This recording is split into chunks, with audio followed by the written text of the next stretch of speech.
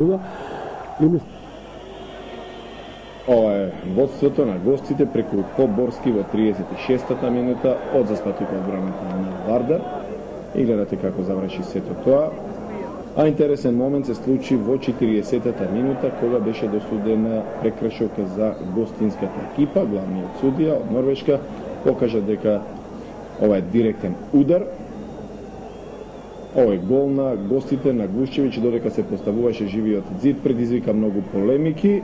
Гледате 2:0, признате голот од норвешкиот судија, кој дава објаснување дека не дал знак кон противничкиот играч, дека тој мора да сочека негов знак за да бие. Сепак фудбалерите на Вардар не застанаа тука, продолжија успешно во вториот дел 1:2. Оливеира, 59-та минута, прекрасен гол на бразилскиот интернационалец, кој имаше и голема шанса на почетокот од средбата, не ја искористи при 0:0, а Славшо Георгиевски во 73-та минута изравни на 2:2. И кога се чинеше дека ќе биде конечен епилог на овој надпревар, еден брз противнапад на гостите, повторно Поборски бие на одбранливо, и тоа е 3:2 за екипата на Спарта Прага. Скалите и зошто тоа се дозволи кога УЕФА децидно предупреди по средбата со ЦСКА Москва, каде сликата беше идентична, дека сето тоа нема да го толерира, а да не зборуваме колкумина од оние што имаа влезници нормално за седење не можеа да дојдат до своето место. Нема дилеми, амбиентот што го создадоа комитите измореден, поддршката што ја добија црвено-црните од своите навивачи неопходна за успех на еден клуб на меѓународната сцена. Но во ситуација кога капацитетот на стадионот е ограничен, тогаш мора да се внимава. Можеби притисокот од гледачите ќе беше помал доколку имаше тоа пренос. Дополнителни проблеми сигурно предизвика влегувањето на еден неодговорен гледач на теренот, чија цел недвосмислено беше главниот судија Хауги од Норвешка. За среќа инцидентот беше спречен. УЕФА секогаш е ригорозна во овакви ситуации, но да се надеваме дека казната како последна опомена ќе биде само парична.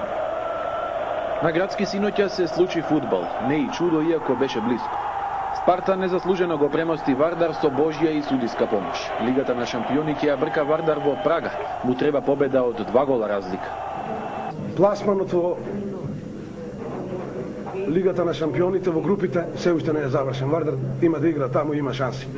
У тоа ве уверувам и сите фудбалери се сложни со тоа. Воодушевува најавата на Вардаровиот тренер се едно што е емотивна и под импресии на болниот пораз.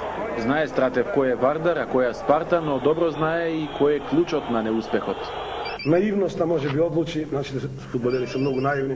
Примивме 3 гола, од кои едниот по мене пак ќе кажам нерегуларен. Не ферплей, не спортски, за мене тоа е. Ја моите фудбалери никад нема да им кажам таков гол да дадат. Една екипа како Спарта Прага и еден фудбалер како Глушчевиќ, мислам дека не сме да си го дозволи тоа, затоа што УЕФА се залага за ферплей. Не знам дали судијата дали е голот регуларен или не ме интересира, меѓутоа секако дека големите екипи треба да бидат големи во секој поглед. Дискусиите што ќе следат за спорниот гол на Спарта кој го предодреди конечниот исход не смеат да ја замачкаат вината на клубот како организатор.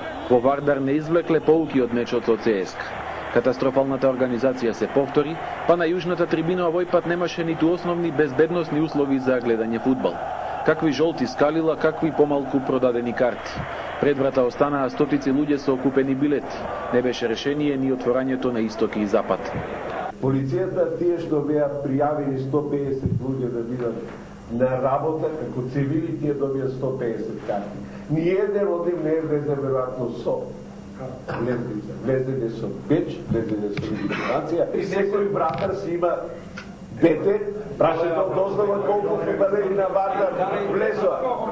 Патетично и смешно ќе биде барањето алиби во недостатоците на стадионот, во полицијата, во редарите, во обезбедувањето. Вардар уште сега може да ги брои парите што како казна ќе ги уплати во касата на УЕФА. Ќе биде среќен клубот ако може во следните надпревари да игра со публика, поради фрлените предмети кон судијата Хауге и особено поради влегувањето на гледач на теренот. Кога ќе се додаде и немањето елементарни и цивилизацијски услови за нормална работа на известувачите, впечатокот е комплетен. По обичај новинарската ложа пак беше прибежиште за сите, само не за тие со професионални задачи кои не можеа ниту да седнат на своите места без никому од обезбедувањето и од клубот око да му трепне. Попуста му се бројните функционери и едно чудо директори и подпредседатели на Вардар само за сликање и удирање в гради пред телевизиските камери. Организација на елитните надпревари не завршува со земање диазепам. Ако мисли Вардар така да игра во Лигата на шампиони, ако ова синоќа е максимумот што може да им го понуди на сите гладни за фудбал, тогаш и не е за во европскиот крем, на штета на фудбалскиот и на стручниот потенцијал.